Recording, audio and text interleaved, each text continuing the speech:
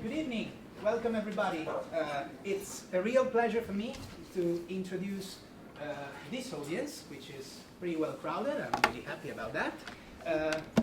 To introduce this seminar, which is entitled The Ethical Economy, Collaborative Ethics, Promotional Cultures, and Digital Media, which is hopefully the first of a series of events that today is the result of the effort and the collaboration of the research cluster in promotional cultures, which has just started with the benefit of James Graham convening, and thank you, and which I am part of, and Cyber Salon. And we have here Sophia, who most of you know very well, who is going to discuss with our guest speaker for today, who I'm really glad to introduce to you, is Adam Arvidsson. He's professor of sociology at the University of Milano, and he's going to talk a little bit about his recent book, The Ethical Economy, which has been a very influential and interesting book around a number of issues which are also part of Adam's research activity. The main kind of thing is the European project called Peer-to-Peer Value, where I also am working on, and I have been working on for the past 12 months. Adam is teaching sociology of globalization at the University of Milano and runs the Center for Digital Ethnography at the same university. So I think I should stop here and leave the floor to Adam. Thank you. Thank you. Should I talk too? It's a very impressive microphone. Shall I speak right into this? Is it on? No. It's a big microphone, so we don't need to bring it closer. Yeah, it's fine like this. From afar. Okay. Thank you very much, Alessandro, and thank you everybody for inviting me here. Alessandro asked me to talk about the book, The Ethical Economy, that came out last year. It's a book that, let me just say this at the very start. It's a book that I don't really agree with it anymore. Now, that's usually what happens.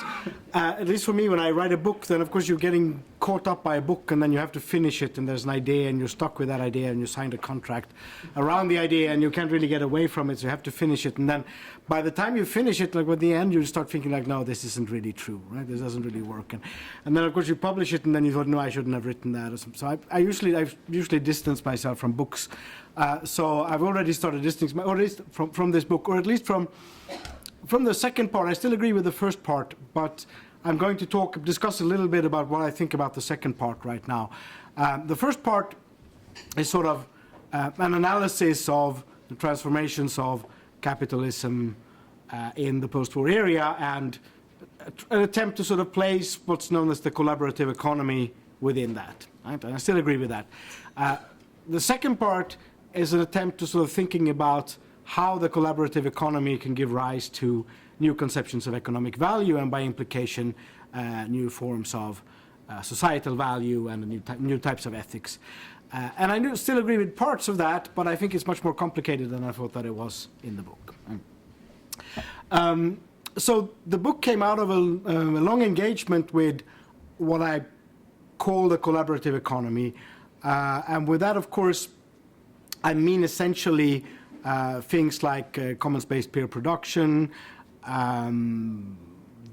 the way in which it developed within primarily software production in the 1990s, the way it's been moving into the production of social and then material value in the 2000s in the forms of what's known as sharing economy and social innovation, social enterprise, and later also material production in terms of open hardware, open design, and all these sorts of things that are now sort of developing around us and then become very, very important also in media discourse, in contemporary media discourse.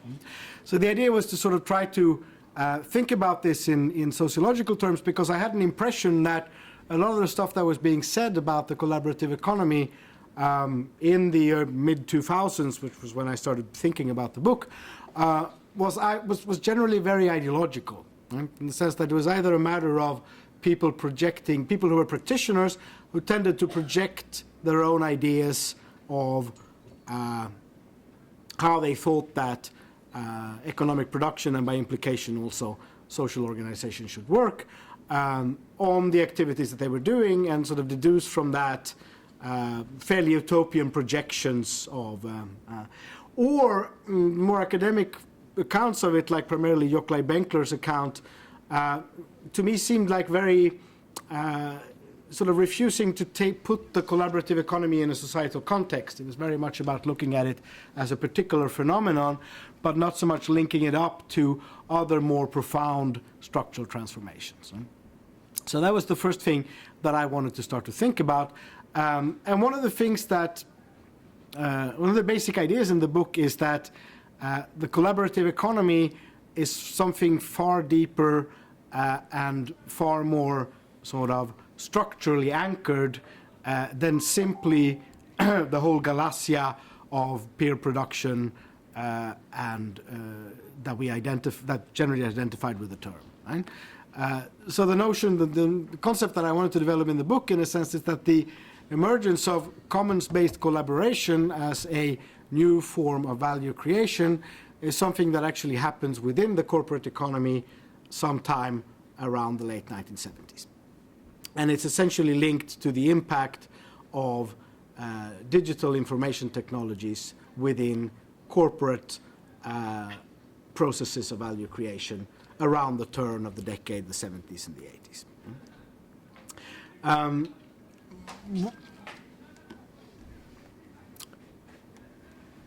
And the second part of the argument is that this sort of impact of the collaborative economy within the global economy worldwide manifests itself in the form of intangible assets. So there's like a parallel process that I became very interested in, which is, which I'll talk more about now in the next couple of minutes. But now on the one hand, there is an emergence of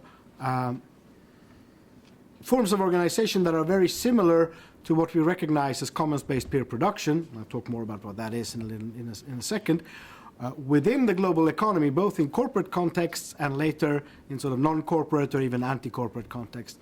And the other hand, the growth of what is known as intangible assets as a component of the market value of companies. Right? And my idea is that these two things are actually linked. Right? So if we start with the second term, the term intangible assets, what is an intangible asset? Well, if you look at the statistics on the value compositions of large multinational companies, the Standard & Poor's 500 is the index that's usually used, which is the 500 large multinational companies in the Standard & Poor's index. You could see that in the 1950s, their market value corresponded to their book value. Well, their book value composed about 80% of their market value. What is a book value? Well, book value is simply the value of these companies that can be rationally accounted for by established accounting systems. Because book value, these accounting systems were established after the Great Depression in the 1930s as a way of giving a rationality to the realities of industrial production. So in the 1950s, accounting systems that were built around the model of industrial production, value derives from workers being put in front of machines and spending sort of individual time in front of those machines, etc., accounted for about 80% of the market value of companies. And today it's the other way around. Today book value accounts for about 20% of the market value of companies. And the other 80% of companies is what's known as intangible value. So there are two ways you can interpret this, right? I mean, one interpretation of this is to say that, well, the whole notion of intangible value is simply a cover-up for financial speculation, which is perfectly possible because historically the notion of intangible value really begins to develop in the 1980s, and it develops sort of the first companies that sort of launched metrics or valuation systems for intangible value were companies who were doing other things. Interbrand, for example, which is the main market leader in the valuation of brands, was a design company until the 1980s. In the 1980s, they discovered that in the ongoing mergers and acquisitions wave that was going on, there was a great demand for knowledge discourse about what brands were worth. So they found a new business model and they launched brand valuation systems. And basically, together with a number of other companies and actors, invented the concept of intangible value as a way of legitimizing discrepancies between book value and market value. So that's, of course, an interpretation. Another interpretation is to say that there is actually something there. There is actually some substance to intangible value, and it's just not a matter of mere speculation. So following this other hypothesis that there's actually some sort of substance to intangible value, then the question is, what sort of substance could there be to intangible value? And that's where sort of commons-based collaborative production comes in.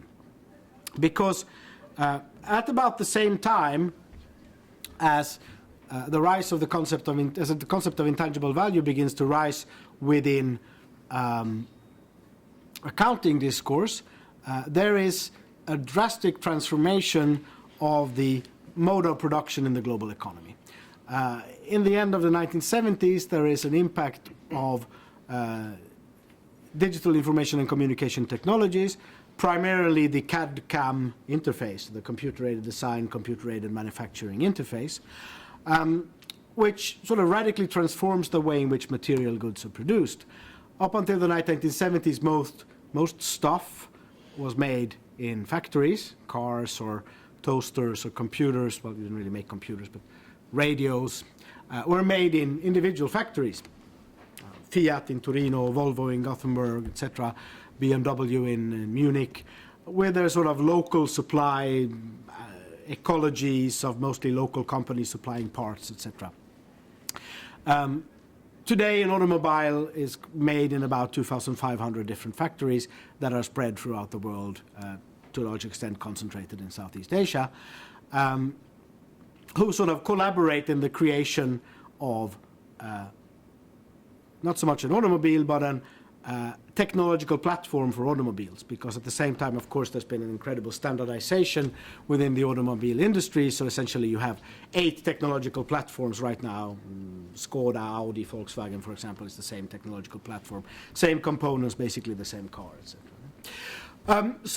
And this sort of outsourcing was made possible by the impact of digital technologies, because before that, when things were paper-based, you actually had to have sort of a design department with people that sort of walked down to the production department and made sure that people in the production department produced the sort of piece that were designed on a piece of paper.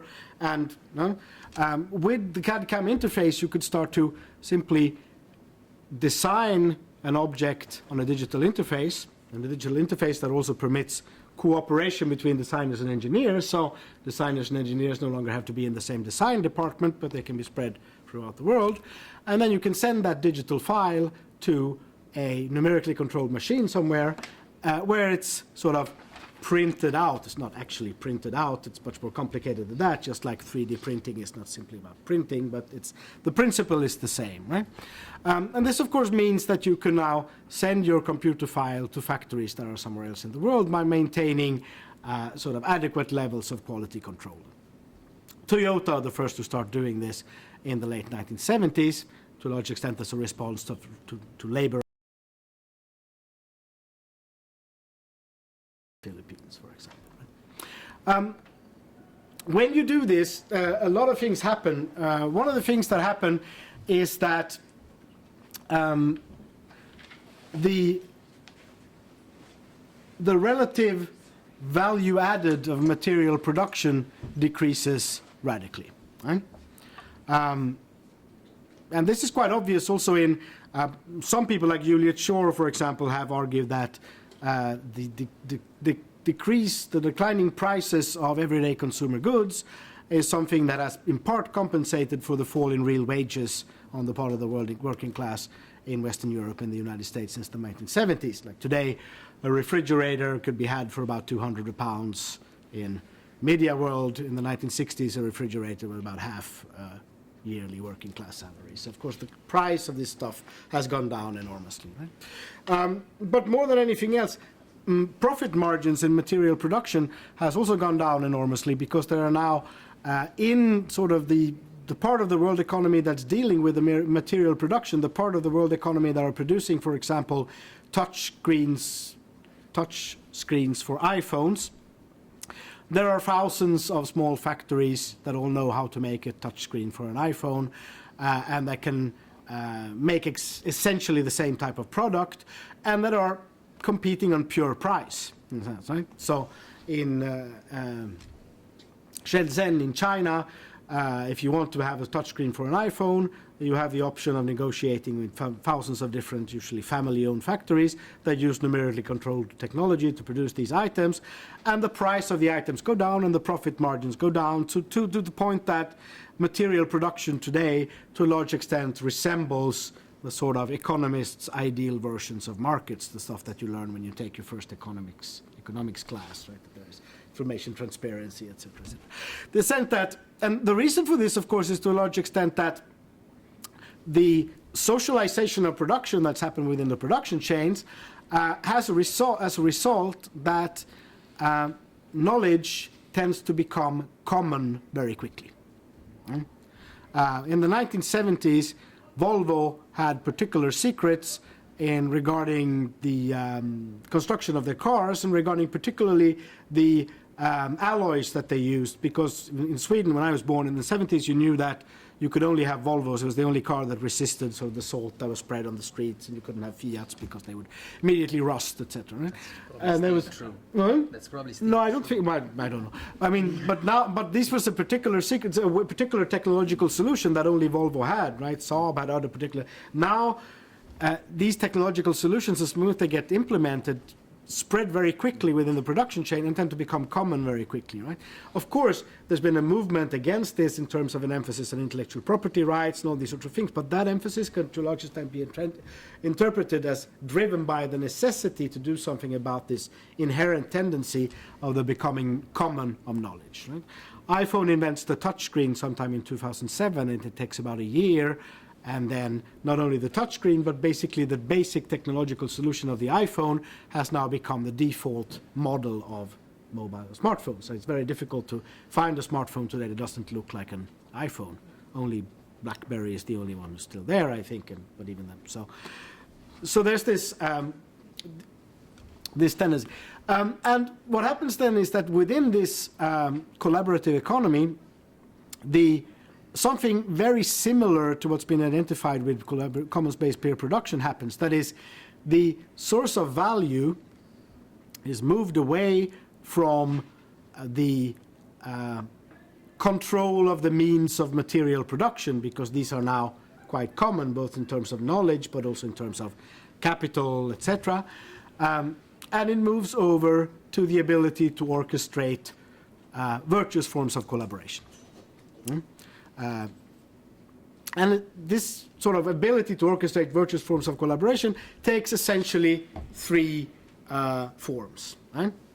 One form is innovation. Right? Since things are becoming common, it's necessary to keep innovating all the time. But innovation, of course, is increasingly about harnessing collective intelligence. That's at least what knowledge management is all about right now. And it's also how it works in practice.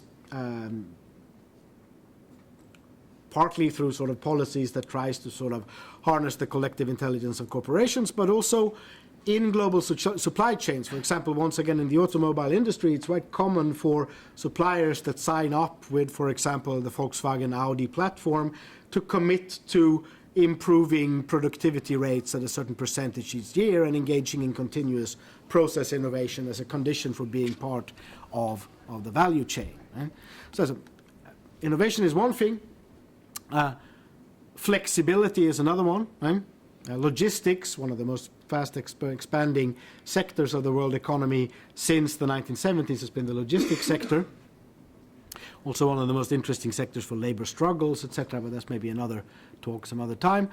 And once again, here it's a matter of sort of orchestrating complicated flows of information and goods, essentially, as a way of IKEA, for example. IKEA is essentially a logistics company. It's a way of sort of making sure that hundreds of boxes with tens of pieces of wood that are made in thousands of factories arrive in hundreds of stores in the right amount at the right time, etc. Right? So, but most importantly of these three things is brand, right? Because brand is the intangible asset that is usually the largest if you look at the different intangible assets. And the brand, of course, is per definition a question of orchestrating highly socialized forms of cooperation. Right? It's about enabling a number of people who are part of a value chain, both inside a corporate value chain and outside it in terms of consumers and the media and the public, etc., to collaborate in such a way that a perception of qualitative difference is maintained in relation to the object in question. Right? That's of course is also so. In this sense, the main definition of intangible assets in accounting speak is, well, a number of different concepts are going around, like intellectual capital and creativity capital and all these sorts of things, because it's also a way of making a living in the industry to launch a concept and try to have a career around it. But if you look at all these types of concepts, what they essentially boil down to is that intangible assets refer to innovation, flexibility, and brand. Right? So the question then is, in a sense, if you think that intangible assets is not all about speculation, then it would seem that from the point of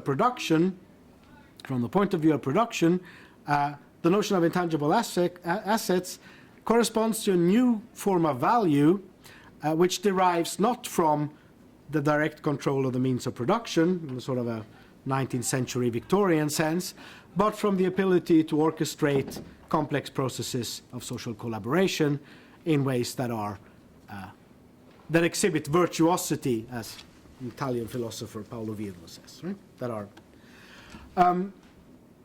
So that was the sort of the main staple of this book, is to say that there is a real substance to tangible assets, and this real substance to intangible assets has to do with the development of a collaborative economy within the world economy that has sort of destabilized the way in which value is accounted for and is conceived within the world economy.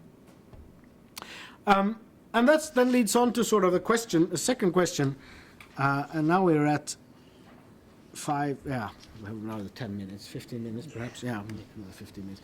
So the second question then becomes, okay, so let's say this is the case, right? Then something very interesting comes up. It says, the interesting observation then is that, okay, if there is a new mode of production, let's call it a collaborative economy, that's now responsible not only for wonderful things like Wikipedia of great social utility but difficult to estimate monetary value, but also very sort of concrete stuff like Apple computers and refrigerators and Audi cars and stuff that are circulating within the sort of the official corporate economy, global economy. Then the other side of this equation is to say that means that about 80% of the value that is produced within the global economy cannot be accounted for in any rational way. Because the definition of intangibles is stuff that we believe are valuable, but we can't account for in any precise and rational way. So this, of course, means that the contemporary economy is in a deep value crisis, in the sense that most of the wealth that it produces cannot be given a rational valuation. And within parentheses, I just read this article. I've been working a little bit on financial derivatives and stuff lately, and I've read this article. There's this new guy whose name I can't really remember or pronounce, Elia something,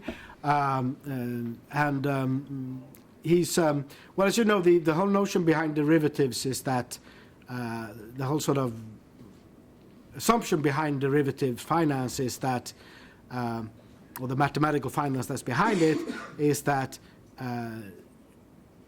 stock prices are random, but they can be probabilistically projected in some way, right? And that's the whole thing behind sort of mathematical finance, behind derivatives, all the way back to the Black-Scholes equation in the 70s, etc.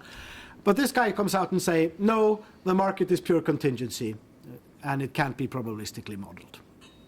And he's not some sort of Marxian critic or something like that, but he's a guy who actually makes a living producing trading algorithms and tries to produce trading algorithms from the point of view of pure contingency. The interesting thing with this, of course, is that sort of at the heart of the capitalist value theory, to sort of speak in Marxian terms, there is a recognition that there is no value theory. Right? The market is pure contingency. It can't be projected, can't be modeled, anything.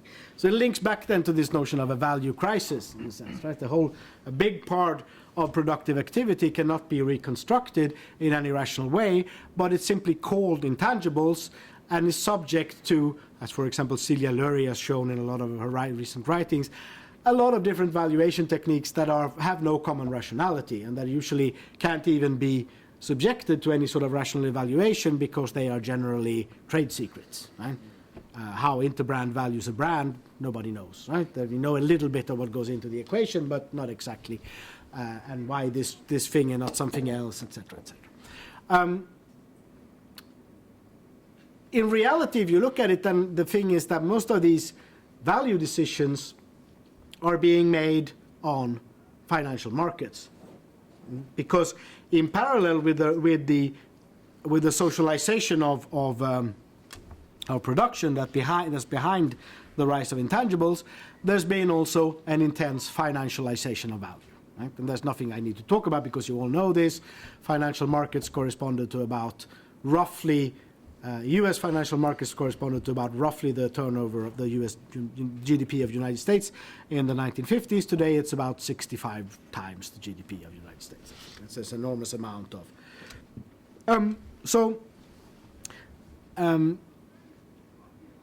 Decisions about the value of these intangible assets are being made on a day-to-day basis on financial markets by a series of actors that operate according to rationalities that are generally hidden and not transparent, and often hidden even to themselves, because a lot of financial operators are in situations where the market is so complex that there is no way for them to actually reconstruct the rationality behind the information systems that they receive, but they need to act upon this as if it was sort of as a given knowledge.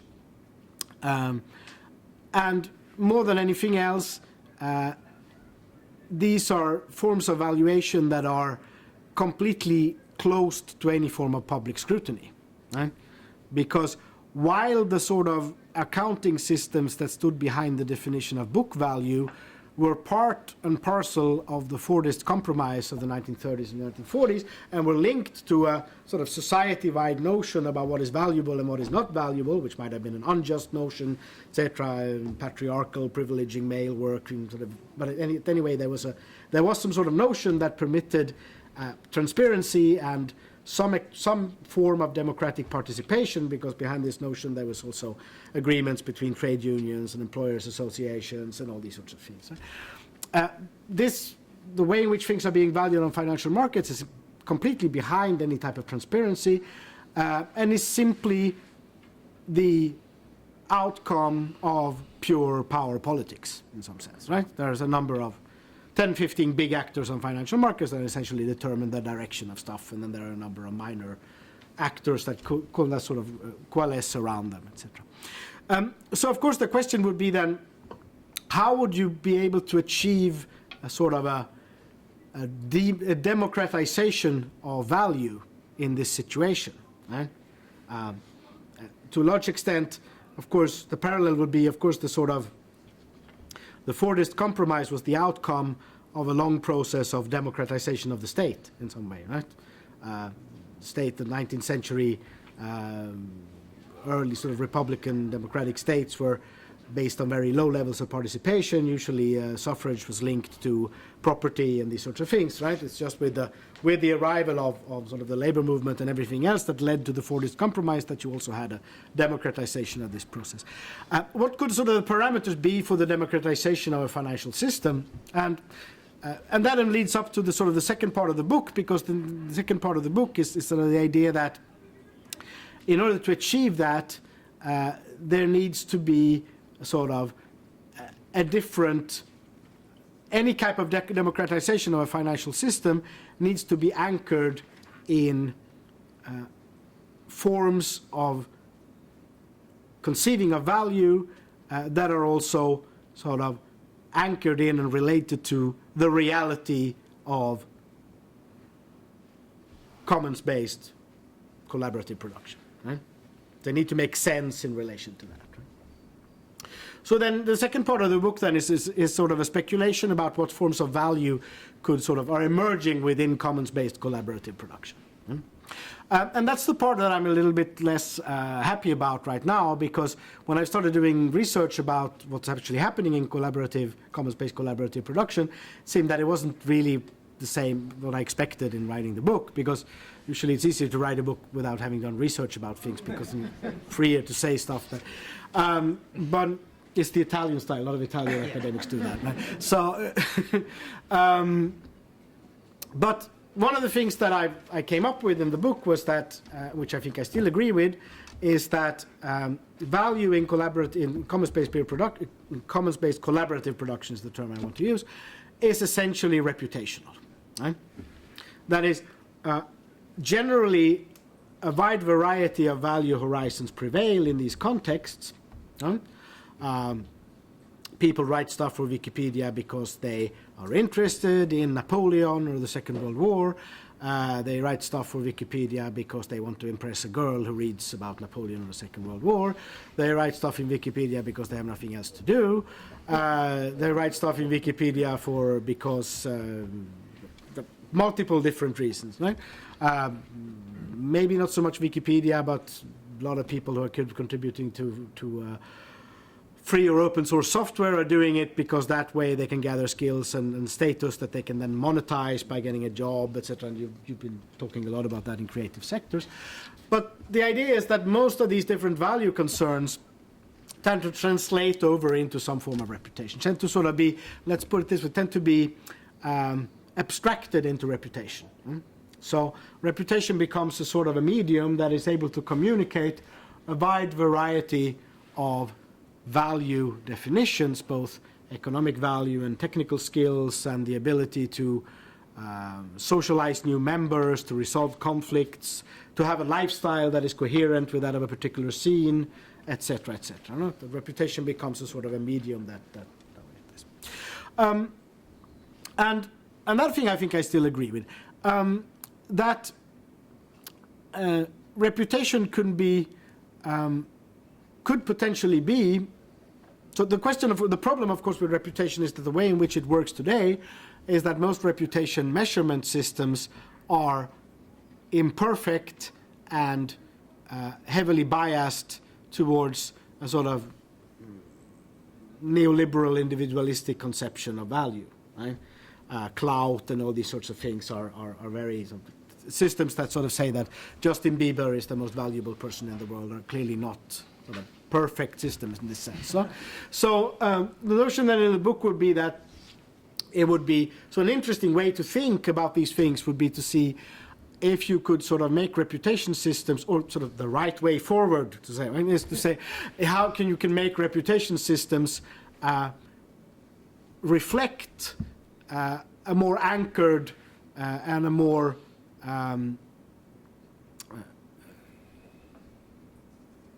sort of a more socially rooted notion of value and impact. Right? And exactly what that is, etc., is of course to a large extent up for discussion. And that sort of a possible rationality of this new type of economic system is to create some sort of system that is able to anchor financial valuations to a conception of reputation that in turn reflects the wide variety of value horizons and ethical concerns that are actually present in collaborative commons-based production. Right? That was the notion of the book. Right? So why being unhappy with this? Well, because it's sort of a bit speculative, etc., but mostly because behind this, of course, there is a conception about and I'll spend the last 10 minutes just talking about this. There's a conception of these reputation systems as something that could be able to sort of re-socialize the economy. Right? It's almost like a Polanyian theory. If you remember, Karl Polanyi has this idea that at a certain point there are these fluctuations, there is an expansion of market relations, that tend to abstract the economy from social relations, and then there tends to be a reaction to this where you tend to re-socialize the economy within social relations, which is something that is necessary both from the point of view of sort of human survival, because nobody can survive in a purely market-based society, but it's also necessary from the market itself, and that's an interesting point that Polanyi makes, because really the market can't really survive if it isn't re-socialized in some way, and if value isn't given some sort of profound definition. The problem with this is that I think that from the research that I've been doing now in the last half a year, looking primarily at co-working spaces, sort of building to a large extent on the work by Alessandro, etc., I think that there is definitely something interesting happening in the sense that there is definitely some sort of, and also the work on peer production systems, there is definitely a sort of re-socialization in the form of reputation of economic relations. And I think you've been working a lot of this on this, right? And it's a re-socialization that happens on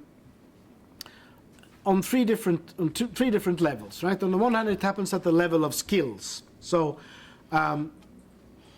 co-working spaces, and I think peer production systems in general, develop ways of skill sharing that enable people who enter them to fairly quickly gain access to a pool of common-based skills, and to sort of fairly quickly become sort of enter into a fairly level playing field in that sense, right? One of the things that you very quickly learn when you go into a free open source software development system is how to program, right? One of the things you quickly learn when you go into a co-working space is how to use social media, how to build a website, how to create a social media campaign, etc., etc. So these types of skills, people go into these spaces also because, of course, working with co-working spaces, just like you did, you work with the sort of the generic creative freelancer, which is essentially, at least in the Italian context, an architect, because there's an overproduction of architects. So about 60% of people in co-working spaces are architects. But the other ones are media graduates or to some extent design graduates, etc., etc. And they're sort of struggle to make a living in a labor market that is saturated because there's too many of them in relation to the effective demand for social media campaigns and stuff like that. Right? But one of the first things that you do, that the co-working space does for you, is that there is a re-socialization of, you're no longer an individual, but you become part of a commons-based skill base. That happens very quickly. Another thing that happens very quickly is that there is a socialization into professional habitus. So what happens when you go into a co-working space is that you very quickly begin to understand yourself as a generic co-worker.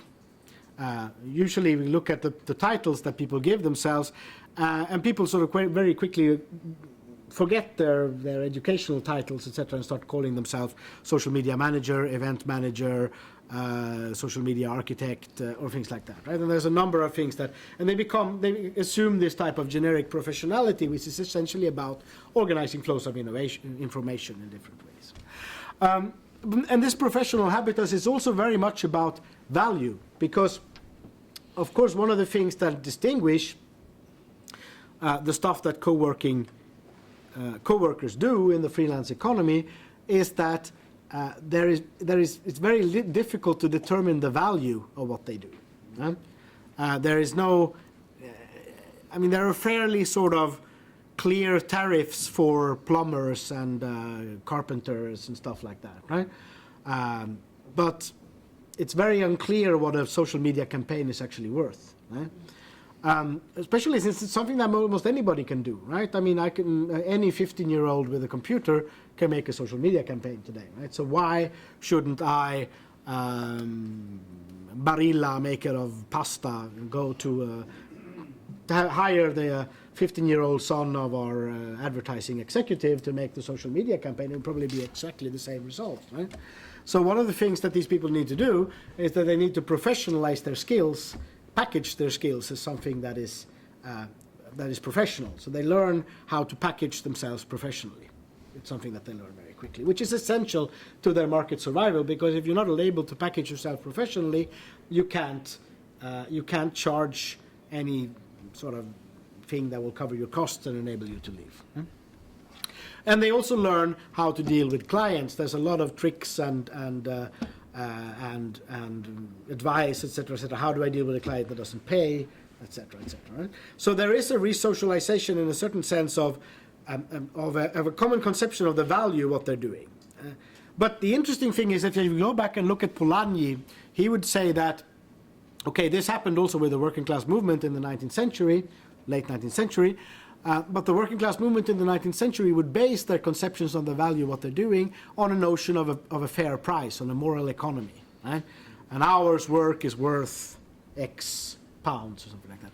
These people have no conception of moral economy. They've said, no, this work, it's worth what the market says it's worth. But what they do have is sort of a common skill in maximizing that work, in packaging their products in such ways that they become, that they learn how to play the market game, in a sense. Like that's how they learn when they're in it. But the last thing then that a little bit eludes me this is that they're absolutely, so the solidarity, the third form of sort of resocialization, is there's solidarity in terms of skill sharing, there's solidarity in terms of giving advice for how to deal with clients, there's solidarity in terms of psychological support, right? But there's absolutely no solidarity in terms of monetary support. Right? There's very, very rare that these people manage to establish mutual help societies or common insurance. It's been a couple of examples of that, but they're very, very few. And the reasons that they mention for this, when you talk to them, is that, one, they say, oh, we're all individuals, which is true, because it's very interesting how in these environments there's never any giving up of sort of the individual project. You never become a member of a collective.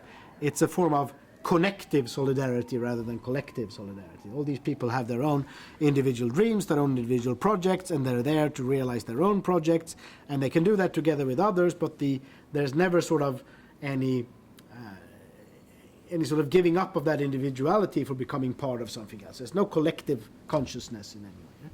So that's probably true to some extent, right? That it's all a matter of individuality, etc.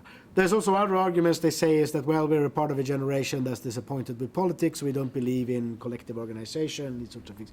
Might also be true. But the most important reason, I think, is that their labor market is so fragmented because on the one hand, and this gets back to the form of, in a certain sense, connective solidarity, because these are people that do not act as a group. They act as an individual, but they act as individuals together, in a sense. Right? They're an agglomeration of individuals that act as individuals without becoming a collective. Right? And this means that it's very, very difficult to develop forms of economic solidarity in sharing and pooling of resources. In fact, the few co-working spaces that we've studied that actually had these types of research pooling systems were spaces that also tended to work as a collective. That is, for example, they would be active as a single communication agency, right? And take a lot of commissions. Like that. So yes, so just to conclude this, I still think that the sort of connecting financial, that the sort of the absolutely central sort of way of rationalizing a contemporary economy based on commons-based collaborative production is not to do away with finance, because the financialization of economy has been a rational response to the socialization of production, but it's rather to try to democratize financial valuation. Democratize financial valuation by reconnecting it to actually existing value structures through some sort of reputational mechanism.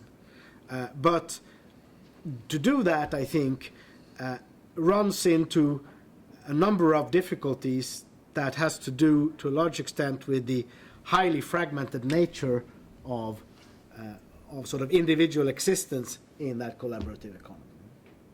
So that's the field that I'm interested in looking at now, essentially. Thanks.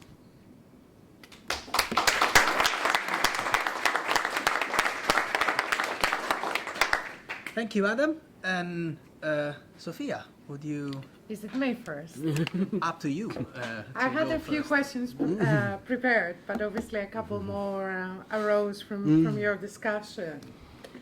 I'll pose my first question. Bear with me. I'll go the long way and then the short way.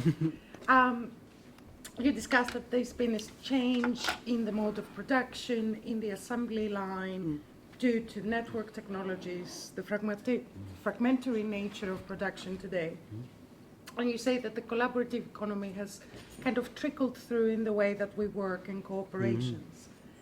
Yet, the tools that we use in social media are perhaps built by people who have been involved in P2P networks and collaborative sharing code and so on. But one could say that they give us the illusion that we are participating in a collaborative space, where in fact what we're doing is creating surplus value by clicking and advertising. So could you elaborate a little bit more in that kind of contradiction? That in one hand we have those tools which have proven to be successful in mobilizing crowds, bringing people together for alternative economies, like in Greece, for example. We have swapping websites, we have time-sharing banks and so on. But we have this contradiction that these social media tools kind of emulate a collaborative economy where in fact they do not. Sure, of course. Yeah, I mean, I don't think it's much of a contradiction really, because of course, in a collaborative economy, then of course positions of command rest with those that are able to control the infrastructure of collaboration, in a sense, right? I mean, that's how you do it in some way. I mean, that's also been the whole principle behind knowledge management in corporations since the 1980s. At a certain point, people started saying, okay, we have all these collaborative knowledge workers, let's not just tell them what to do, but let's give them values that make them do what they're supposed to do without us having to tell them what to do, right? So you control the branded environment behind it, right? And definitely, that's of course one of the big business secrets behind the companies that have now emerged as the sort of the new aristocracy of the collaborative economy, in a sense, Google and Facebook and a couple of others, and Apple and probably Microsoft as well now, where they're turning around to that they are the ones who sort of are able to make enormous amounts of money on their ability to sort of control the infrastructure of collaboration. There's one thing, you mentioned this with advertising. This is an old beef that I have with Christian Fuchs. We've been fighting about this for a long time. I don't think that Facebook makes money from advertising. That might sound a bit scandalous, but if you look at Facebook's earning figures for 2012, which are 2013, which were the ones that were out in 2014, Facebook made $1.3 billion from advertising. Now that might sound a lot, but first of all, after those $1.3 billion, it says non-GAAP. And that, of course, you're a business school, or some of you are in a business school, so you know that GAAP means generally accepted accounting practice. So I also make £1 million a year non-GAAP. It's a completely unverifiable figure. According to GAAP, Facebook makes $64 million from advertising. Now, they might be that they actually make $1.3 billion, but even if they make $1.3 billion, they have a market valuation of $180 billion, which means that their price-earnings ratio, which is a thing you use to evaluate the cost of companies, is 180 divided 1.3, which for the mathematically minded arrives at 120, 30, something like that, right? So it's about 10 times as high as the average of the Standard & Poor 500. Right? So clearly, people who are investing in Facebook, either they're part of a speculative boom because the Web 2.0 economy is simply the dot-com boom that rerouted around the crisis and still goes on, etc., and politically supported because since Facebook is the only American soft power that still works, it can't fail, and blah, blah, blah, etc. So that might be true. But if they're rational, I'm sure that they're betting on something far more radical for Facebook than simply selling dog food or shampoo, etc., right? And also Facebook's own business plans seem to indicate that they're into something far more radical, right? So what they're probably going to think about themselves, how will they reduce the price earnings ratio from 130 to 15 or 20 or even 30, which is Google's? Well, probably by becoming some sort of interface for the financialization of everyday life. Facebook can provide a number of series of data that allow you to give direct input for your health insurance premium or your mortgage premium or valuing the sort of the security of Amazon Turk type labor and these sorts of things, like all that sort of stuff that comes in, along with, of course, which seems to be the Google model, which Facebook is also preferring to some extent, but Google is more concentrated on becoming, which probably Google wants to do, become the company that really launches artificial intelligence and robotics in 2030 or something like that. The Wayland Corporation of real life, if you remember the sci-fi reference. Yeah. So I don't think it's so much. I mean, it's about advertising now because to some extent these new business giants have developed out of a system that is still where they haven't really found their business model yet, right? So they live on advertising because that's what you've been doing during the 20th century. But from an economic point of view, advertising revenues is not a sustainable income for a company like Facebook, at least not at the levels of valuation that it has today. Just to probe you just a little bit more. So the idea is that when we think of the internet, we think of technologies of P2P, people to people. We know that the internet was built by people who believed in file sharing, in knowledge exchange. Those were the fundamentals of the internet. And the corporations you mentioned are slowly commodifying, branding the experience of the internet. So I guess what I'm finding ironic is that in a sense they use the model of the collaborative economy, of the sharing of the links, of the likes, of the repetition of the advertising by ourselves sharing links and raising brand awareness, if you like, which is one of the ways you would measure a social media campaign. So I think the irony is in that precisely, that we are made to feel we are collaborating, we are within a participatory environment, where in fact what we are doing is that we are recycling and rekindling already made media content, and we're just kind of channeling it. Yeah, sure. I mean, definitely it develops in that direction. No, I mean that's also, I mean, of course, the internet, like many other media, when it reaches maturity, it also tends to be dominated by strong actors, usually corporate actors. I mean, the example with radio in the 1920s was very similar. In the 1920s, radio was understood as a bottom-up democratic medium, and then around the 1930s, control over radio in the United States consolidated around a number of corporations, and that's basically what's happening with the internet right now as well, right?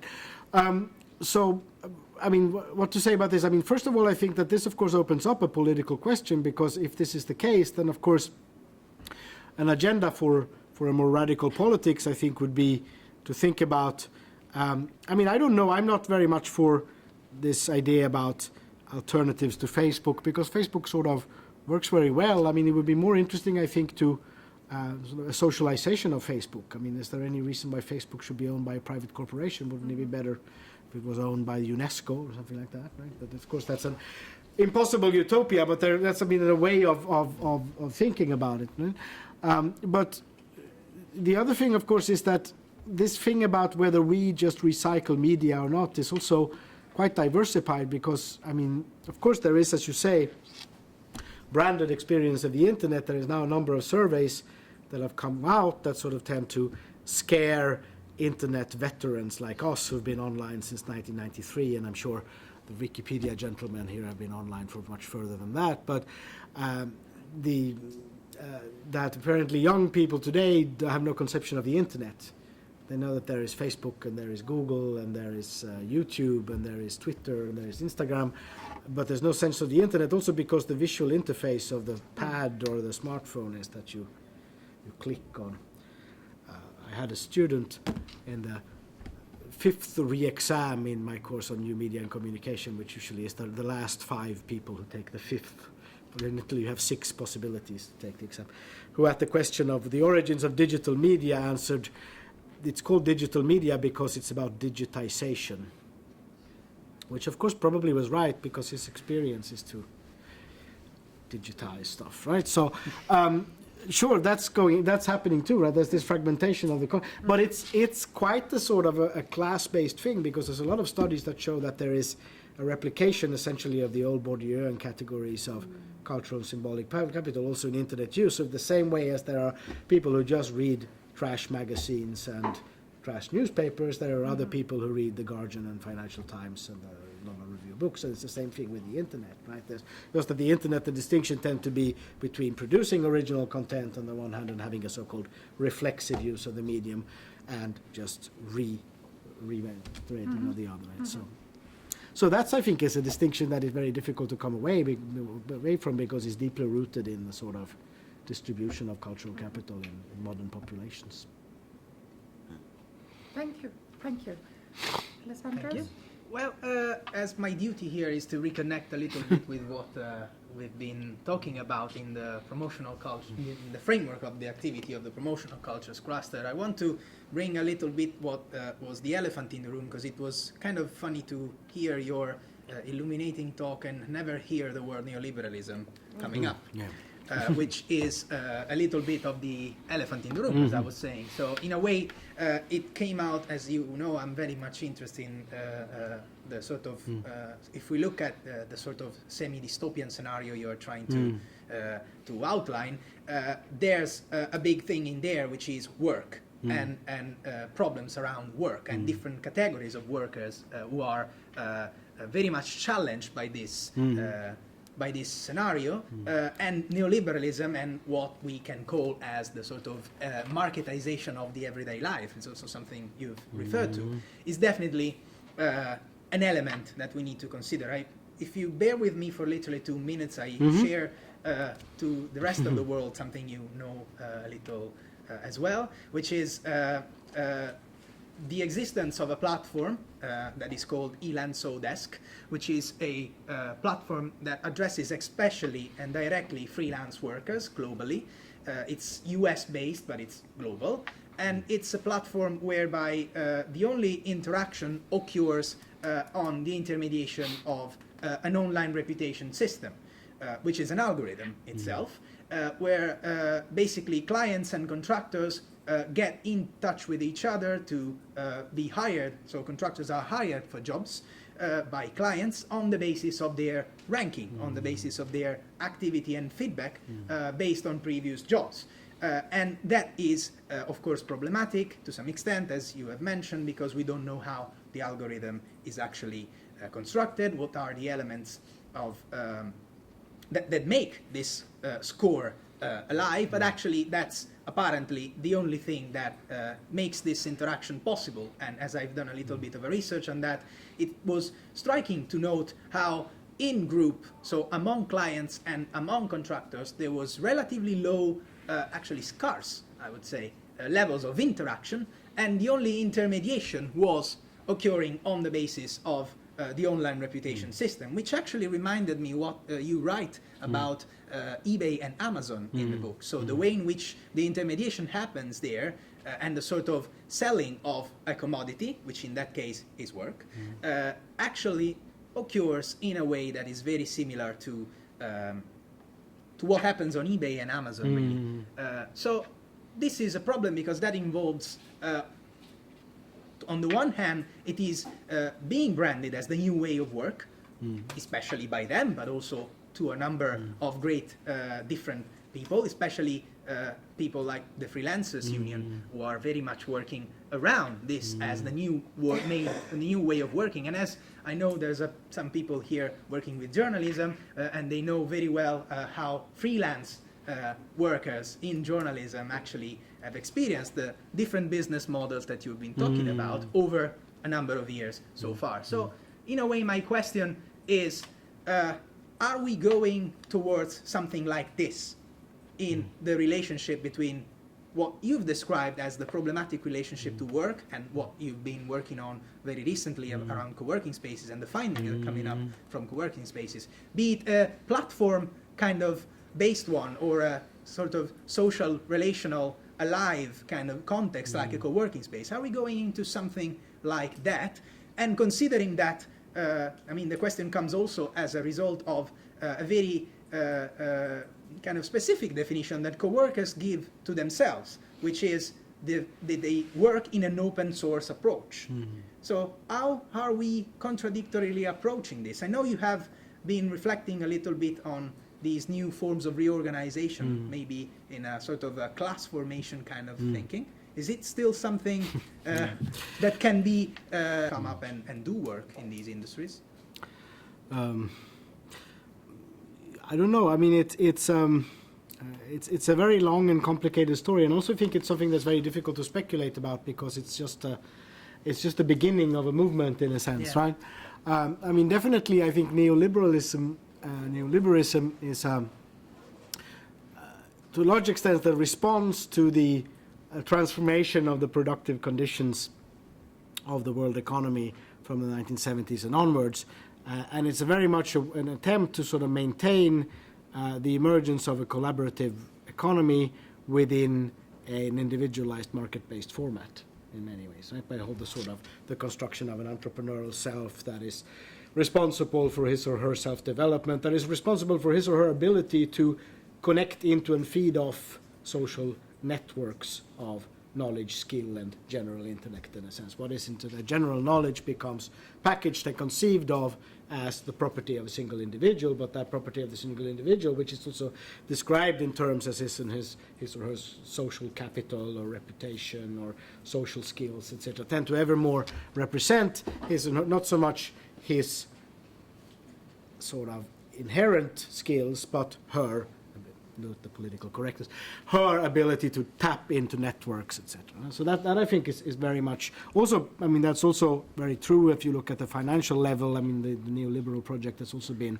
to a large extent, a way in which to sort of support and contain a financialization of the economy by preserving the interest of a quite radically recomposed ruling class or whatever, right? So that's certainly true. But, I mean, I also think that there's something much deeper than neoliberalism going on, in the sense that what you have is essentially a situation that, I mean, first for the working class from the 1980s and onwards, I mean, we are being maybe now starting to study this and being a bit panicky about it because now it's happening to us, but in the 1980s it happened to the blue-collar working class, right? I mean, the whole Western European and American blue-collar working class was basically undone during a decade, and de-skilled and transformed into low-paying, low-status service jobs, and the expansion of a sort of sales personnel and all these sorts of things. And now it's happening to the middle class. Right? The middle class is essentially, the Western European middle class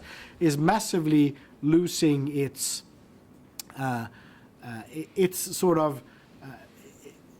massively being thrown out of its the conditions that support its existence in some way, right? The conditions that supported the existence of the Western European middle class was, on the one hand, a relative scarcity of skills and importance of formal degrees, the existence of fairly sort of closed labor markets, and above all, a sort of geographic concentration of immaterial labor to a particular area. Right? Now all of that is changing, and now you can easily outsource the development of a web campaign, of a web page, or a social media campaign to someone who's in Thailand or China or Hong Kong, etc., and with sort of resulting lowering cost of production. To some extent, it's similar a little bit to what happened in England, starting with the 14th century enclosures movement and going onward, right? A lot of people are being kicked out of the conditions that permitted their traditional forms of life and are forced to become vagrants in some way or another, sort of surviving hand to mouth in a sort of a very fragmented digital economy where their ability to create a reputation becomes crucial, and where sort of there is a lot of losers and a few winners in some way, right? So that's the scenario that is somehow. But I mean, of course, just like that process of throwing people off the land and into the cities, became the origins in England both of the Industrial Revolution and the emergence of a new type of class and a new type of class consciousness. Probably developments are going in that direction as well, right? Just that in the case of England, it took a very long time, right? About 500 years before you got sort of a new social subject emerging out of this.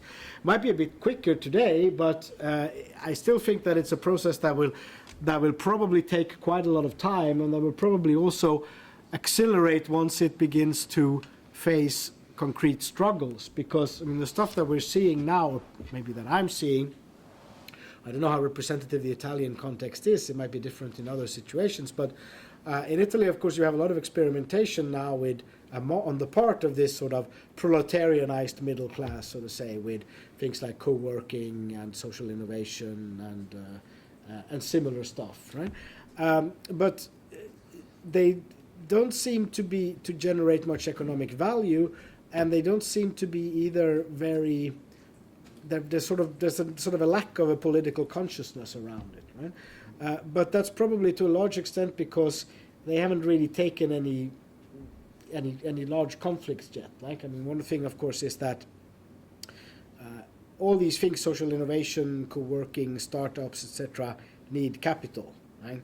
One of the things that are sort of notable about the contemporary economy is that there's a lot of capital going on, but it tends to be circulate in very specific circuits. It's very sort of located to financial circuits, etc., where enormous amounts of money. A couple of central banks now in Europe have too much money, so they have negative interest rates, like Sweden, for example. But that money doesn't really arrive into these new types of experimentation for a whole series of structural reasons, etc. So that's a conflict that they probably will need to take at some point, right? Okay, we can do social innovation and create a more ecological, sustainable city, and a city that is energy saving, but we need money, right? So somebody has to give us the money, and but there hasn't really come to that. But I mean, it's beginning a little bit in Italy right now. There's a beginning awareness. A lot of these people who have the typical profile of the social entrepreneur is someone who's been working in London or Milano or then got bored with working in a big corporation or advertising agency, and then has moved back to Matera or Bari or someplace in southern Italy where they try to put up a social innovation thing. And then they discover that when you try to do something in Matera, then you immediately confront yourself with the corrupt local power structures that have absolutely no interest in having your sort of 0 kilometer participatory, ecologically correct feminist restaurant flourish, but they want to make money from other things. So that's something that they're discovering now, that there's sort of a conflictuality there, which makes a lot of them become grillini then afterwards, of course. But which is Italian reference. But the 5-star movie. Yeah. So that's. So I think, I mean, these things have to be seen in a quite long scenario, I think, right? In the short term, I think that the middle classes are in for a very, very tough ride, I think, right? In the next couple of decades, that's like the rest of us, by the way. So that's. Sure. Shall we open up for questions from the audience? Is there Ben, please? Thank you for a very stimulating, really interesting talk. I've got quite a few questions. I'm going to try and limit myself just to 1.5. And that's kind of thinking through this quite miserable scenario of I guess not even the proletarization of the middle class, but this general sort of funneling up of capital and the real difficulties that everyone else is going to increasingly experience in if this system sort of perpetuates. And I guess thinking about what you're talking about, and actually mentioning Matera at the end is really interesting, because of course Matera just won European City of Culture, right? On the basis of the monastery, on the basis of this whole an embrace of that sort of philosophy, that sort of the edge riders and that sort of peer-to-peer stuff. So that was, I thought it was quite interesting. And the local politicians have already started dividing the cake of the money for the so it's apparently already in. That's a shame. But I thought that was a really interesting example. But I was also thinking about another example as we were talking about it. And I wondered, I mean, I figure you probably used the work of Robin Murray at some point, thinking about Toyota and that sort of stuff. But he's recently well, it's actually not that recent now.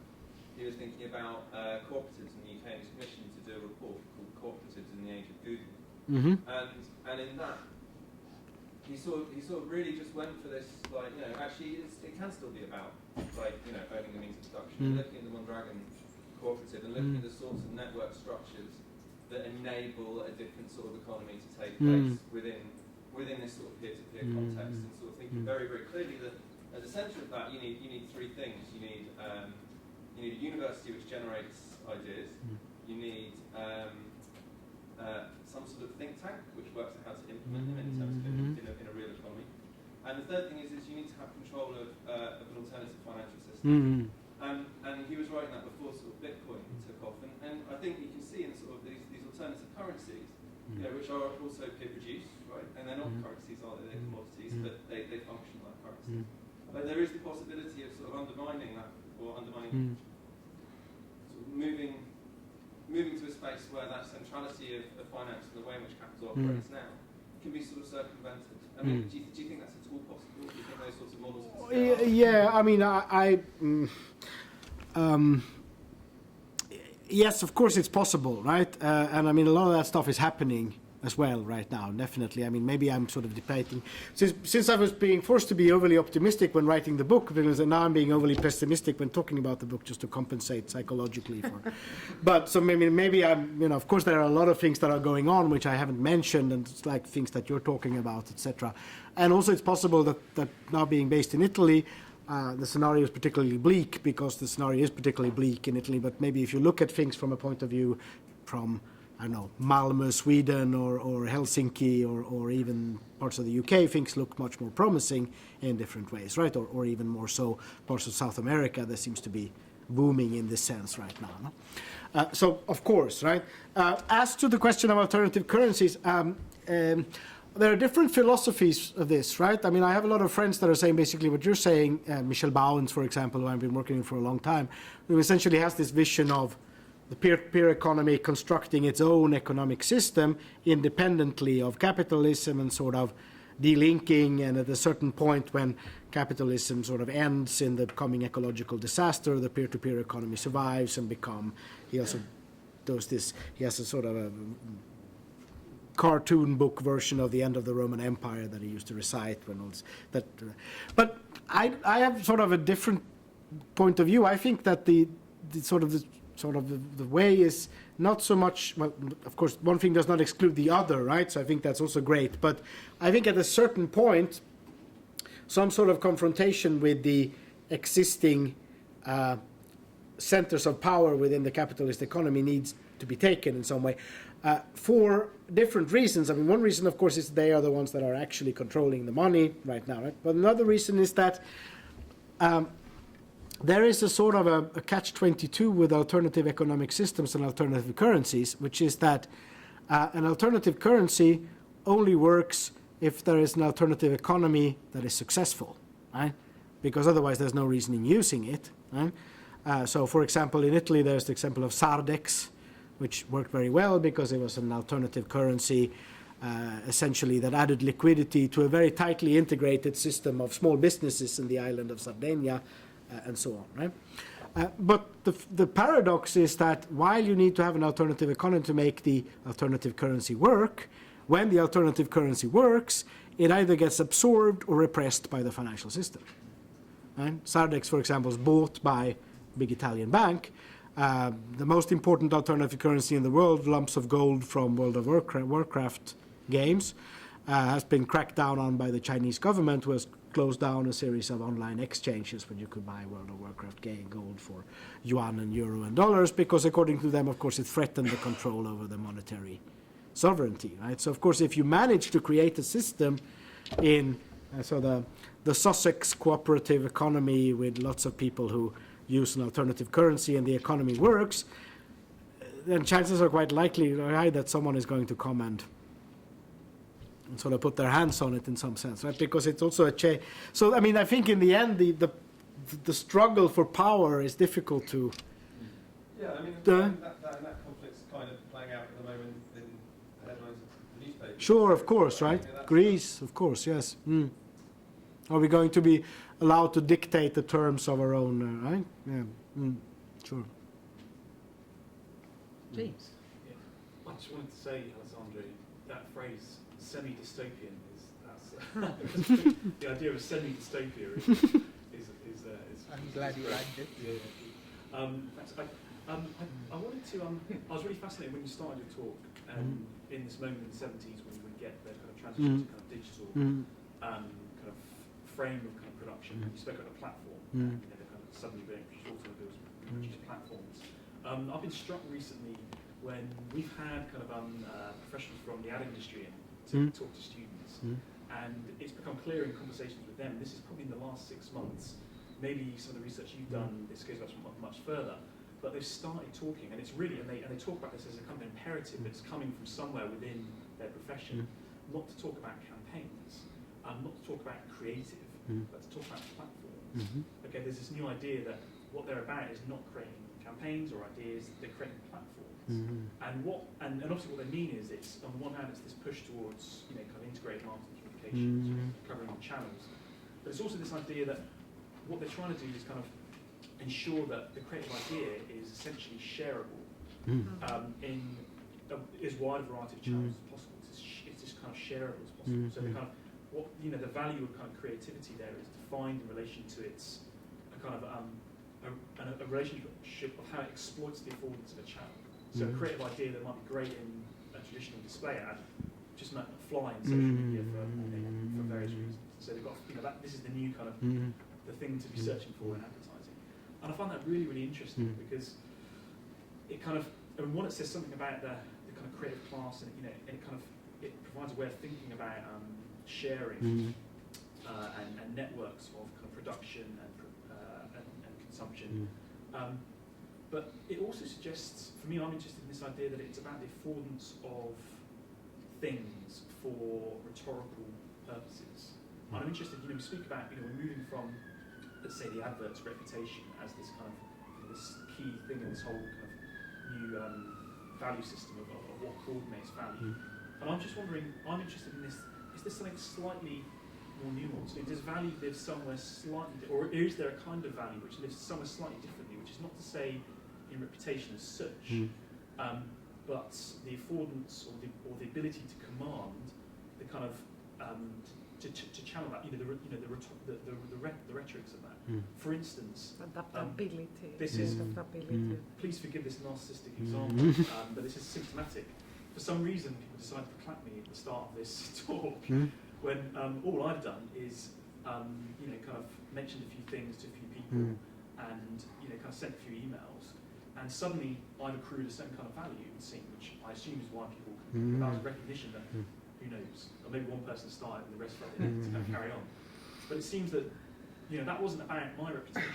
It wasn't even about your reputation. It was almost like a celebration of the ability to kind of rhetorically kind of transmit that kind of value. And I'm just wondering if that idea of value, not in a sense as a composite, as an aggregate of as the number of likes, but actually of the, and of course how can we measure the ability of something to kind of, that's the magic of advertising, right?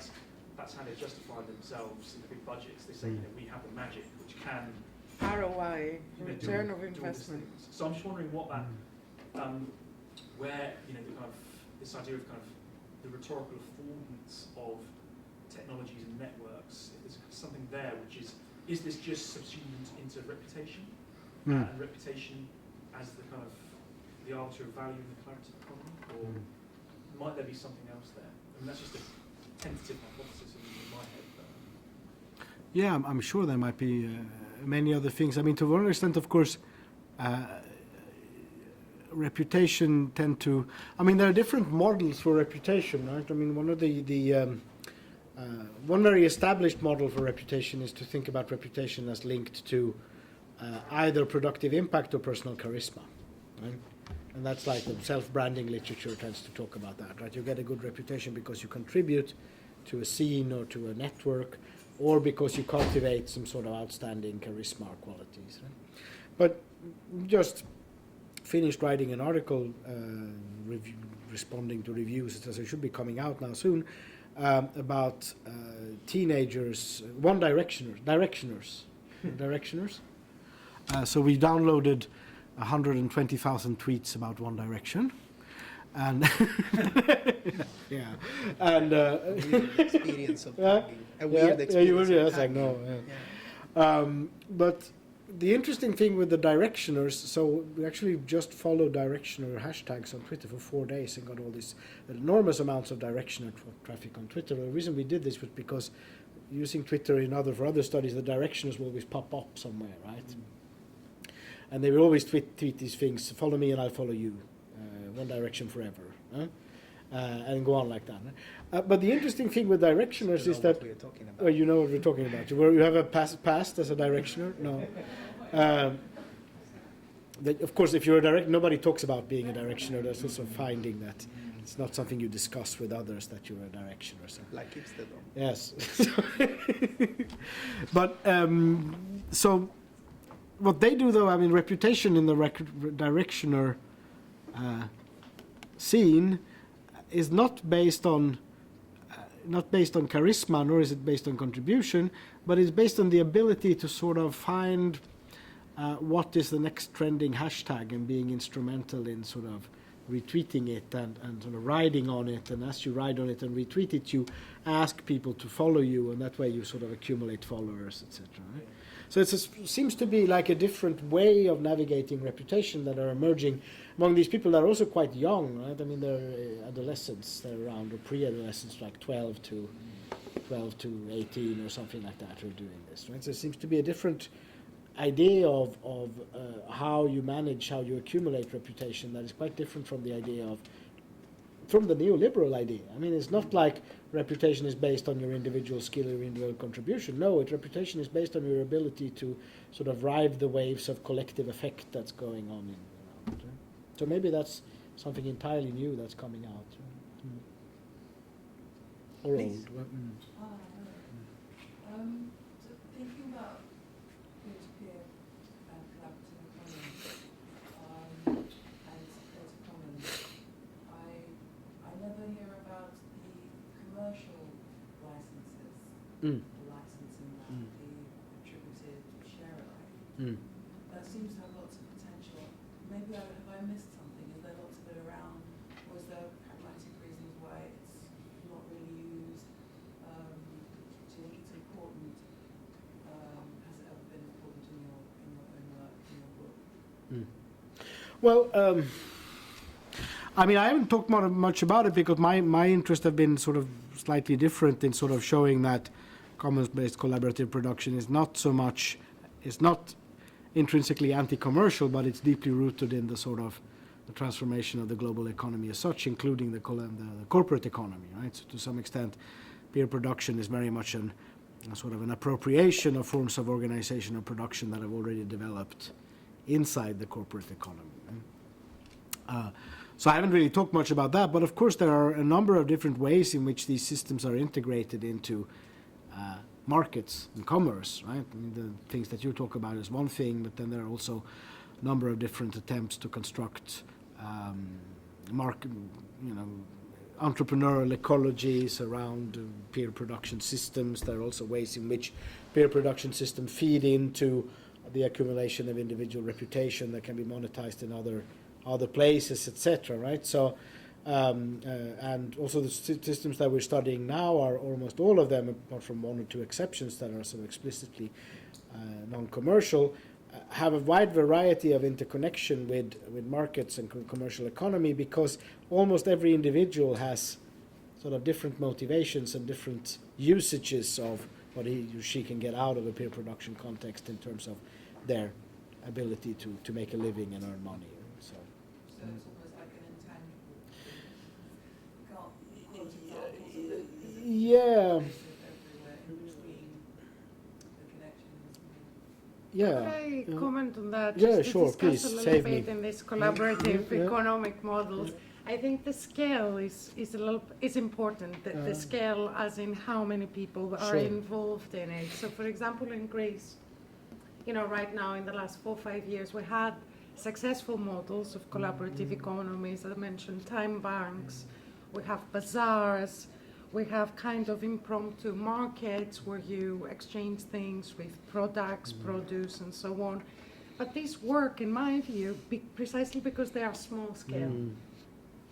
There are dozens of individuals involved, 50 or 100, and that makes it manageable. That makes it manageable in scale of the communication and coordination needed for something to take hold. And perhaps it doesn't really affect the economy in such a grand scale, so it can kind of operate in the margins, if you like, without becoming illegal or tax evading or whatever. So I think it's interesting to look at those models that work, but also comment on their scale. Sure. There was I a was raise going there. to say, just following on from that, I agree with you, because when you look at the anthropological model, you know, the tribe breaks down typically at about 100, 150 people. Beyond that, it struggles to kind of to cohere. And of course, the Greece situation it's specific because things have, for a lot of these people, have reached such a low level that they're focusing on such basic things that everybody has these shared common interests in food and shelter and so forth. So that can, you know, to think that you can, I completely agree with you, to think that you can translate this experience to the wider economy without major system, you know, without major change is unfortunately naive, especially in an advanced, sophisticated global capitalist world. I suppose it's just a follow-on from that really relevant question. Thank you. Well, I mean, you can construct more or less. I mean, architectures of participation that are sort of more or less conducive to collaborative climate, right? Yeah. I mean, Wikipedia is one example, for example, of achieving that. Yes. Yes. Well, look at the Wikipedia example we've been working today. Fabian and I with Stefan in his third year course. People often say to me, "Well, why do you bother editing Wikipedia? I mean, they're not paying you to do that." To which my response is, "Well, no one's paying me to watch television. No one's paying me to play video games. It's, for me, the sense of editing it. It's like my leisure space." And because people, you know, leisure needs, people have a very, most people have a very consumption-orientated view of leisure, rather than something which can enrich your life. Whereas Fabian was saying today, you can research a subject and find out about it, and you can use Wikipedia as a means of documenting it. And also from a kind of an activist point of view, well, a lot of people, especially I suppose young people especially, say, well, what's the point of doing anything? Nothing's going to change. There's nothing we can do to change anything. But I tell them, well, Wikipedia is, as you know yourselves, when you go to search anything, Wikipedia is right near the top of the search results. We're the 5th or 6th biggest website in the world. If something isn't on Wikipedia, people think, well, it can't be important, he or she can be important, but you give them a web presence, you expand the article about them, you write about it, you introduce bits to that. You are doing a bit to, shall we say, think globally yet act locally. There are things you can do. And of course, yes, you have to take into account this particular strictures of Wikipedia about trying to maintain a neutral point of view, using reliable sources, but you can learn all these skills, and I guess as well these are probably, for the students, marketable skills in the real world, and even if you can't directly monetize them within Wikipedia, you could work with the Wikimedia Foundation, But or come and lecture on a course. So there's all kinds of other ways. You don't necessarily intend to do this when you set up, but there's all these other avenues as well. Plus, you're contributing something for the greater good. Sure. But one thing just to take on that, which is slightly an alternative take on what you said together, what you said is that, of course, a lot of the sort of more larger and more successful examples of peer production are leisurely pursuits in some way, right? I mean, Wikipedia is one example. Free open source software is another example, which is to a large extent done by people who either have jobs or students or etc. Co-working space and social innovations are another example because, at least in the Italian context, these people don't make enough money to survive. People who are in co-working spaces in Milano, they will make around 800 euros a month, which in Milano is just, it won't even cover the rent. So clearly they live off the families, because the Italian situation is that the Italian middle class families tend to have a lot of private wealth that they've accumulated in that, and that's sort of the thing that keeps up. And of course, in the Scandinavian context, it's the state that provides. A lot of the people who are doing this are students, and they live off fairly generous. So there is a sort of a sense in which this type of large parts of this peer-to-peer economy is living off some other systems of basic provision. And then, of course, then you can contrast that with the example that you put up, where there is a collaborative provision exactly in the absence of these things, right? Which is a slightly different thing, which is a little bit coming also in Italy in the food sector now, particularly in southern Italy. There's quite a big development of these local food networks that grow up. There's not just the people who are interested in there are foodies, but there are people who are actually doing it out of necessity because it's so there's a. There was Martin there, no? Here? Yes. Okay. Mine is a very simple question. So I'm sorry, I missed the beginning of your talk. So I just probably explain this, but when you talk about co-working spaces, because you obviously mean something very specific by that, whereas it sounds quite general to me. So could you explain specifically what you mean by co-working? Well, I mean, basically, we've been looking at co-working spaces as a way of one sort of important instance of this reorganization of essentially knowledge work, right? So what co-working spaces are is that there is a number of the people who Alessandro's been studying who are like, okay, so the knowledge workers up until the 1980s were had safe and quiet positions in big organizations, right? The model of the knowledge worker is the organization man, politically passive, oriented towards consumption, and protected by a lifelong career in the big corporation, right? And then after that, there is beginning in the 1980s, there is a sort of a beginning of a becoming freelance of knowledge, of these types of knowledge works. They've been kicked out by the corporations, and they have to sort of abide ever more to a neoliberal model of sort of each acting on their own, becoming an entrepreneur of the self, etc. And then co-working spaces are a sort of a re-socialization of this, in the sense that they are, well, at the very basic level, of course, it's a space where people can rent a desk and work together on something, but work together as individuals. But of course, in reality, it's much more than just a shared space, because then it also becomes a source of shared skills and shared social capital, and to some extent also shared identities, etc., etc. Martin. Yeah, I was wondering about, you were talking about valuation and rational valuations of intangibles. I was reading your book, and I was reading through the book, I was wondering whether there was a danger of overstating the difference between the way that a market treats intangibles and the way it treats intangible goods.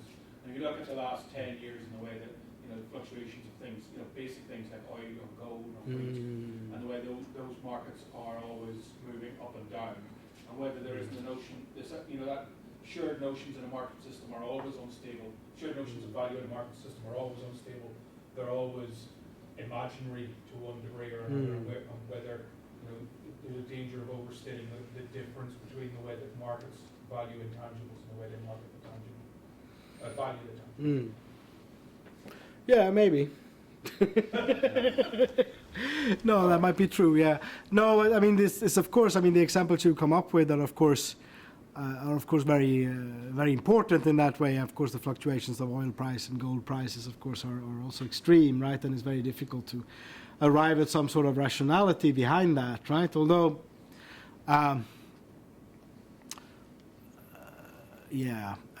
But I mean, the point is more like to say that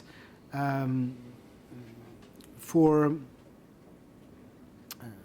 the type of it's not like intangible and tangibles are separated, really, right? They're usually, I mean, of course, the examples of oil and gold are probably good examples of the cases where there's very little intangible value in some way, right? I mean, there's very little differentiation between different types of crude. I mean, there is some differentiation. There's North Sea crude and all these things, but usually what you have is a mixture of the two, both at the commodity level, where of course the intangible value and the tangible value of the iPhone very difficult to separate, but also it's very difficult to separate sort of the intangible and and the tangible value of the Apple Corporation in some way, right? They're very deeply meshed. So the question is not so much perhaps with market fluctuation, it's more a question of the ability to rationally reconstruct this, because even though the price of oil is fluctuating, there is among oil traders a sort of a way of arguing for why the price is at a certain level today. Right? For example, I read an article in Financial Times this morning that talked all about this co-tango in the oil market, right? That when the future price is higher than today, then there's a rationale to bunker up, etc. And there are all these things that somehow give sort of a rational, even though the traders say it's very difficult to see what's going to happen, but at least there's a way of rationally arguing for why the price is at this level. Right? Whereas with the question of intangibles, there is no way to do that, or rather there are like hundreds of different ways of doing that that aren't really compatible with each other. But I see your point, and maybe you're right, and maybe I'm wrong, and maybe it's about, as you say, maybe it's about market irrationality from a much more general point of view, in a sense, right? Which might very well have to do with the sort of technical mediation of market relations, particularly in futures market, etc., where of course the relation between price and the objects is very, very opaque in some way.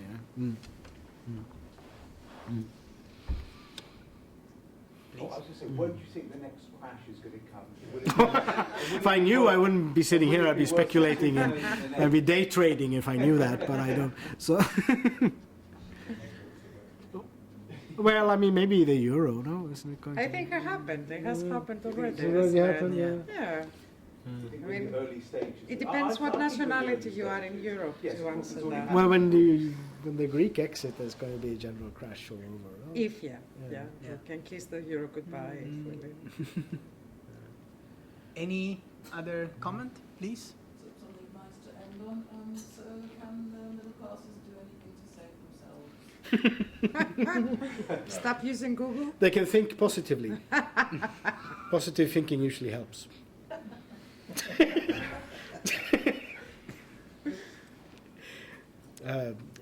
I don't know. I mean, I think I think the scenario for the. I mean, I don't want to be pushed into these types of doing predictions from the future, etc. You're a bit like Cassandra. I know. I don't want to be pushed into this role, but Just say anything. yeah. But I think, I mean, the scenario for the next decades is going to be quite transformative. It's very difficult to make any sort of extrapolations, I think, from today, because there's so many unknown factors that are coming in, like starting with the real impact of global warming and environmental crisis, etc., which is coming around 2030 or something, which is going to change everything, I think. Sorry, I can't hear you. I think it's very difficult to make any extrapolations because there's so many unknown factors, starting, of course, with the real tangible impact of global warming and ecological breakdown, which is going to come around the mid-century, more or less, right? So it's going to be very difficult to say. There's a very nice book called The End of Western Civilization, a history. No, it's written by a guy is an historian of science, the other one is a climatologist, but they write as two Chinese historians in 2300, right about the end. And it's really cool because it's very sort of well documented and well referenced. And they do quite likely scenarios. It's very short. It's one essay on the climate crisis and one on market crisis. It's quite, Just so really briefly, I know we probably want to wrap up, but I didn't know if you were aware that there's and again, it might not be the kind of paradigm you're interested in working with, but within kind of Marxian thought, there's a kind of new movement called world ecology. There's the development of a kind of an idea around negative value, which is emerging through this, which is trying to kind of think through the situation of kind of global capital and the relationship to it's essentially the exhaustion of the ability to produce new accumulation strategies. So you've got the end of cheap food. Everything's it's all this very bad scenario. It's a semi-dystopia if you live in the West. It's, but anyway, but people are trying to use this idea of negative values, the contradictions latent within traditional ideas of value creation that imply exhaustion, depletion, moving on, capital fixes, geographic fixes, and so on. But actually trying to kind of say this has been latent from within the beginning, and it's always been the source of an alternative kind of politics, and in a sense, it's a cultural thing that we tend to think of the end of the world scenarios as, you know, because climate change can never be a good thing, but it does, it essentially, you know, that capital can't function without resource to exploit and so on, and yet it's patently evident that, you know, people do survive, people do develop new ways of producing in different kind of ways and so on and so forth. So I don't think there's going to be an end of the world at all, but yeah. But it's this interesting kind of this idea of recapturing this idea of negative value, and you know, you were talking about this crisis of value, and this idea that actually there's been this other kind of value all along, but it's a kind of this culturalist assumption that has positioned it as this terrible, you know, end of day scenario, but actually it's If there is no other comment, and please.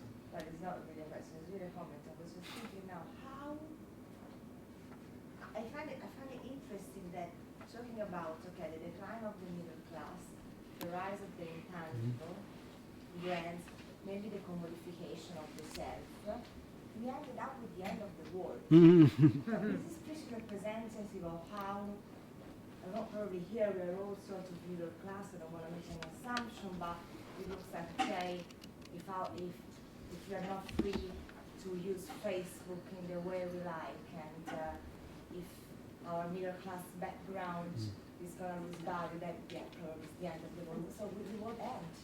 And so I thought that it's the end of our world.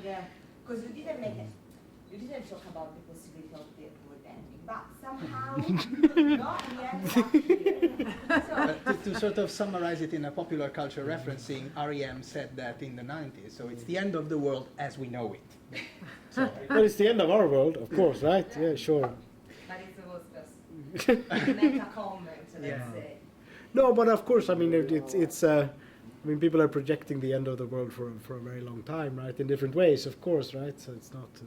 and but it's already been. There's this guy by Cole Williams who's got a great book, Combined Men Uneven Apocalypse. And he says, look, you know, just even in the streets of London, people are living an apocalyptic lifestyle. In terms of the scarcity of how they live, and we tend to forget this. And the point is, we've been living through the apocalypse for the last 500 years. You know, modernity is an apocalyptic scenario. It's just experienced in different ways. I think that's the point. We tend to get a bit worried about it. And also for the point of how difficult it is for us to really think about an ethical economy. Because you have on your back this ethical economy, and we talk about the end of the world, yes. Maybe the positive thinking. Sure. Well, we definitely have the technology, you know, we have the technology to make ethical economies, to make ethical products. We've got the people, we've got the knowledge. But we're still stuck in this profit-making expansion. Well, we don't have the organization, that's the difference, no, I think. Because all that is, of course, something we said before, right, in the sense that in this very, in the situation that we're in, I mean, power to a large extent rests with the means of organization more than anything else. No? And it's that drive to produce profit. Being able to organize complex processes in an efficient way. Right? As small organizations and companies, we lack the tax-efficient supply chain management of the, or as they call it, the multinational. Sure. We have a great organisation that can, I think there's several hundreds, thousands of bureaucrats based in Brussels who will probably be looking for jobs in the next 10 years. You could maybe jump into we can but hope. So if there's no other comment, can I please ask you to thank first also the Mariam and Rami who have been filmed this, and of course our speaker. So Anna, thank you very much. And all the participants to this fantastic talk. If you want to fancy a little bit of a slightly more informal setting, we are moving to the Greyhound to have a drink. So if you want to join us there, we are happy. Thank you.